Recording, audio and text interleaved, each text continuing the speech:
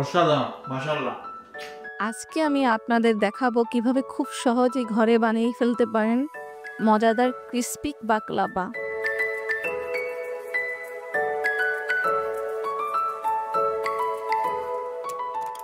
দামি দোকানে না গিয়ে বাসায় সাধারণ উপকরণ দিয়ে তৈরি করতে পারেন পারফেক্ট মিষ্টান্ন।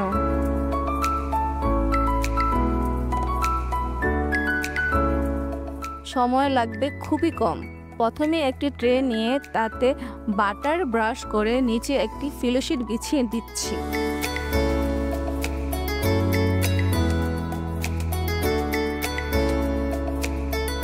প্রতিটি শিটের উপর ভালো করে গলানো বাটার লাগিয়ে একের পর এক 10টি ফিলো শিট লেয়ার তৈরি করছি। এবার এলাম বাদামের দিকে। পিস্তাশু, কাজু বাদাম আর কাঠবাদাম ব্লেন্ডারে মিহি করে সুন্দরভাবে প্রথম লেয়ারের উপর ছড়িয়ে দিলাম। এরপর একইভাবে 10টা ফিলো শিটের লেয়ার তৈরি করেছি। প্রতিটি শিটের আবার বাটার লাগিয়ে এতে বাকলাভা হবে দারুণ ক্রিস্পি।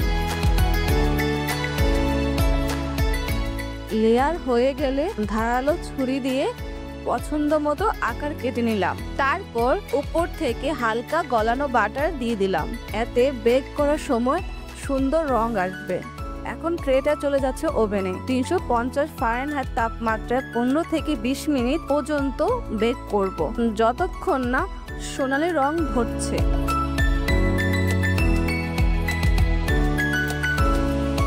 বাকলাভা বেক হওয়া পর্যন্ত আমি চিনি ও পানি দিয়ে ঘন শিরা বানিয়ে নিচ্ছি। চাইলে হালকা গোলাপ জল বা লেবুর রস মিশিয়ে দিতে পারেন। আমি শুধু লেবুর রস নিয়েছি।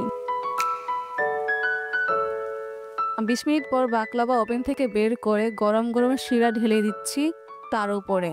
এতে শিরা সুন্দরভাবে লেয়ারের মধ্যে ঢুকে যাবে।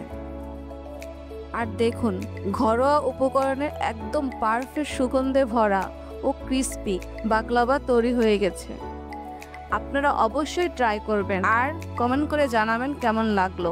রেসিপি ভালো লাগলে লাইক, শেয়ার, সাবস্ক্রাইব করতে ভুলবেন না। দেখা হবে পরের মজাদার রেসিপিতে। আচ্ছা, এখন হচ্ছে খাওয়ার পালা। টেস্ট করে দেখি কি এরকম বাকলাভা হয়েছে। আশা করি খুবই মজা লাগবে।